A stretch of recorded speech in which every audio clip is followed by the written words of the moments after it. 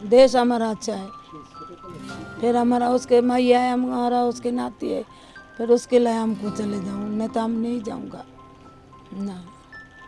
हमको भाई है, हमको भाई, हमको बहुत अच्छा लगेगा। এই মুহূর্তের অনুভূতি প্রকাশ করার ভাষা আদৌ কি আছে পৃথিবীতে? এ যেন তীব্র মায়ায় মোড়ানো, ভাষায় প্রকাশ না করতে পারা ভালো লাগা। দীর্ঘ ৩ যুগ পর হারানো বোনকে ফিরে পেয়ে আবেগ আপ্লুত তারা। ১৯৮৭ সালে ৭ বছরের মেয়ে মায়াকে নিয়ে ঘর ছাড়েন খুলনার শেখপাড়া এলাকার বাসিন্দা জাহানারা বেগম। লক্ষ্য দুবাই হলেও প্রতারকদের খপ্পরে পড়ে ঠাঁই হয় পাকিস্তানের করাচির একটি প্রত্যন্ত গ্রামে। এরপর কেটে গেছে অনেক বছর। সর্বশেষ একটি স্বেচ্ছাসেবী সংগঠনের দীর্ঘ ৬ মাসের প্রচেষ্টায় গত শনিবার রাতে দেশে পৌঁছান তিনি।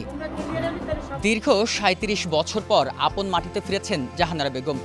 জানতে চাই ৩ যুগের এই জার্নির পাওয়া না পাওয়ার গল্পগুলো। যে ব্রাইট লক টেকনোলজি সাধারণ পাউডারের তুলনায় দেয় দ্বিগুণ উজ্জ্বলতা, রিন অ্যাডভান্সড দেয় দ্বিগুণ উজ্জ্বলতা।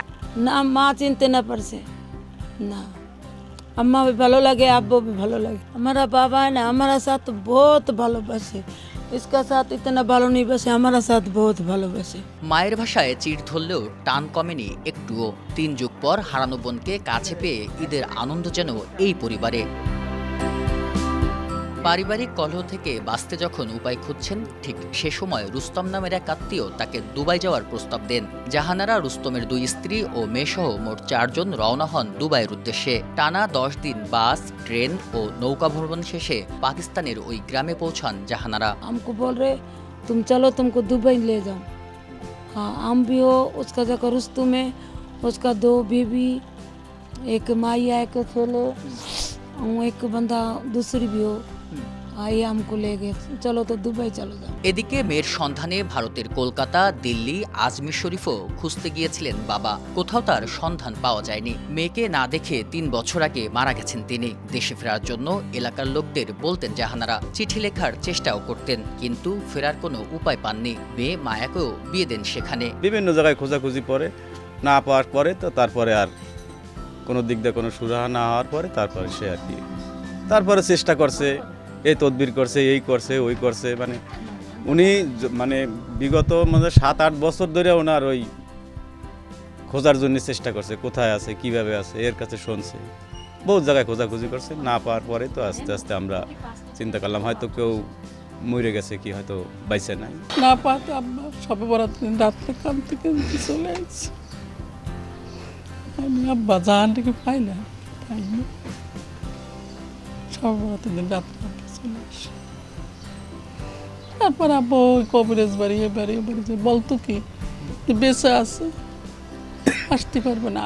২০২৩ সালের আগস্ট মাসে জাহানারা বেগম বেড়াতে যান করাচির পাশের একটি গ্রামে। সেখানে এক বাঙালি পরিবার দেখে জানান তার বাড়িও বাংলাদেশের খুলনায়। বাঙালি ওই পরিবারটি তখন দেশে ফেরা নামের একটি স্বেচ্ছাসেবী সংগঠনের পাকিস্তানি সদস্য অলিউল্লাহ মারুফের সঙ্গে পরিচয় করিয়ে দেন। এরপর সংগঠনটি সামাজিক যোগাযোগ মাধ্যমে দেন ভিডিও বার্তা। তাদের প্রচেষ্টায় পরিবারের সঙ্গে যোগাযোগ হয় জাহানারা বেগমের। এই এলাকার বিভিন্ন মানুষ আমাদের সাথে যোগাযোগ করেন, তারা পরিবারকে চেনেন।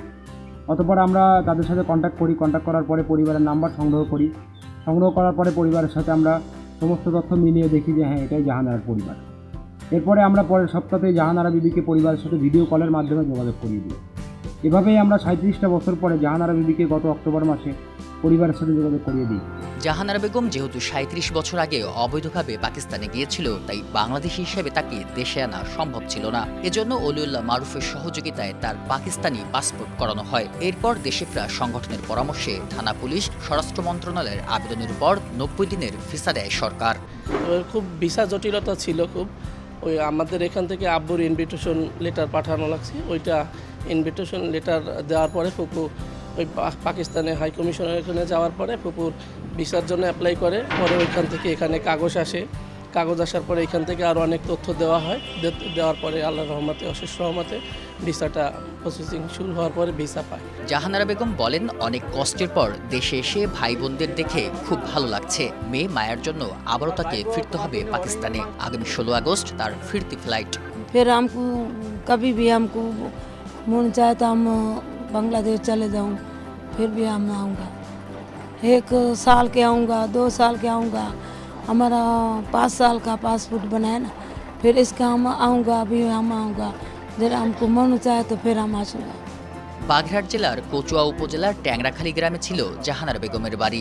বাবা আব্দুল ওয়াহাব ও মা মনোয়ারা বেগমের 3 ছেলে ও 3 মেয়ের মধ্যে জাহানারা বেগম দ্বিতীয়। বেলাল হোসেন সজল, সময় সংবাদ, খুলনা।